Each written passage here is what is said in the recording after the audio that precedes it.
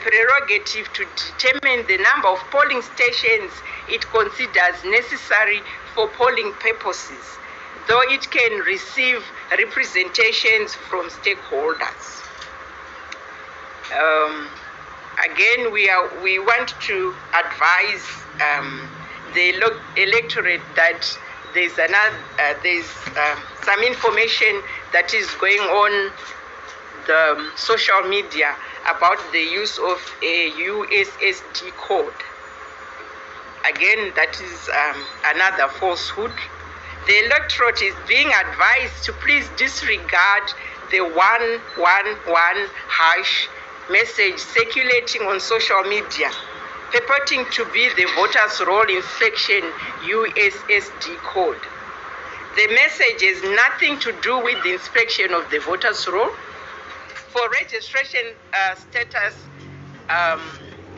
people use the BVR. People can use our BVR inspection link or portal on the ZEC website, which is bvrinspection.zec.org.zw. I repeat, bvrinspection.zec.org.zw. Then we go again on the issue of the voters' roll. Each year leading to an election, the Zimbabwe Electoral Commission encounters various allegations that have to do with the voters' roll.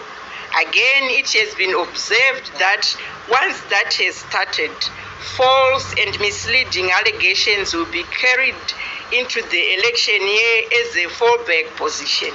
These allegations are always made through the media and no proper clarification is sought from the Commission. In essence, there is always an attempt to drag the Commission to engage in a public wrangle with the electorate over issues concerning its mandate. The Commission has established and publicized stakeholder platforms where it freely addresses stakeholders' concerns in an amicable fashion and without exposing the public to grandstanding. Therefore, genuine stakeholders do not make noise in the media, but do know where to take their issues.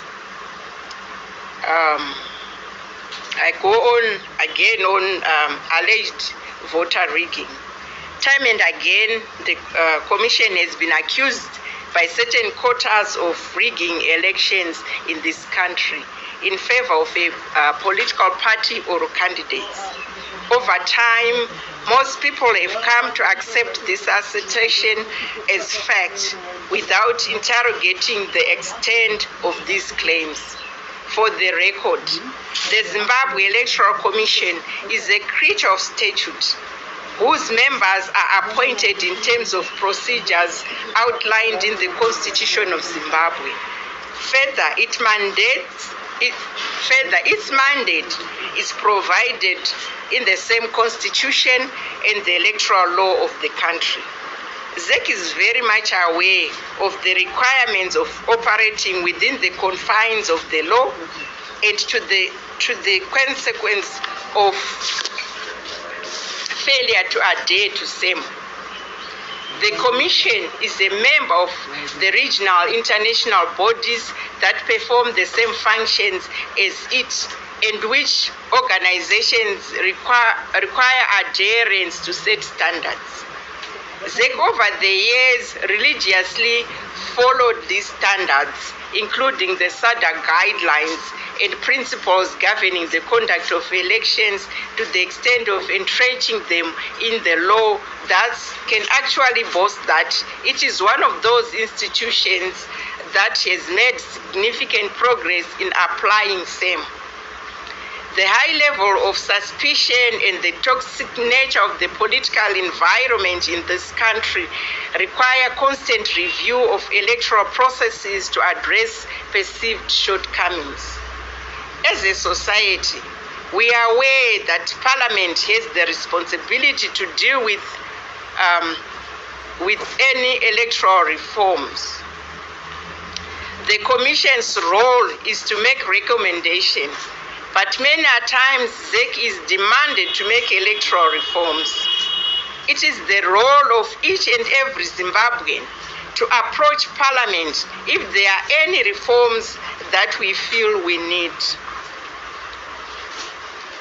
Be that as it may, the Commission notes that despite these efforts it has made or is making to improve the electoral process, some stakeholders have clearly taken a vow to ensure that the electorate is blinded to any progress that is being made to invest in an endeavor to soil all the work that is being done by the Commission.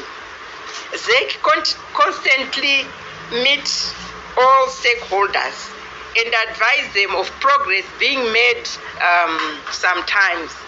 They arise allegations in the media without first seeking clarification from the Commission. We appeal to all our stakeholders to approach ZEC, to speak to us and not talk about us. We need to work together as Zimbabweans to come to an understanding and to forge the way forward as one. It is not good to weigh down the Commission by constantly instituting litigation against it, which in many cases is found to be baseless allegations, simply as a means to bring its name into disrepute. However, the Commission is also alive to the fact that it is every citizen's right to take the Commission to court on any matter they feel aggrieved on.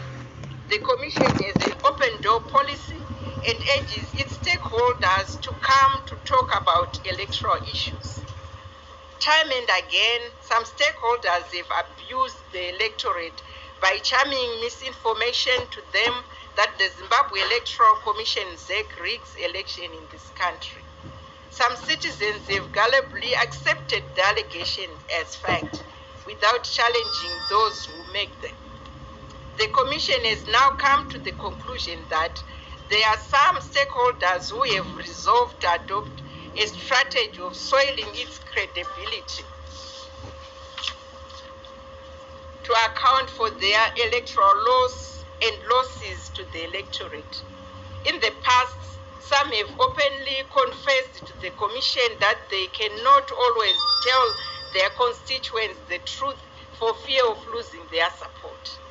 Thus, they have to find a scapegoat, and the scapegoat is the Zimbabwe Electoral Commission. In a match of football, the referee is always the scapegoat. As the referee, we accept that fact.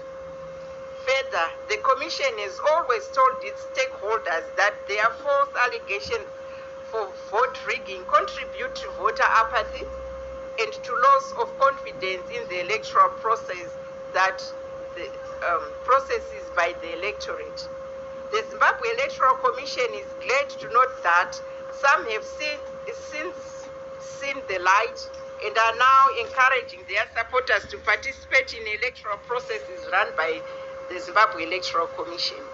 Ironically, the same institution they allege to be responsible for stealing their votes.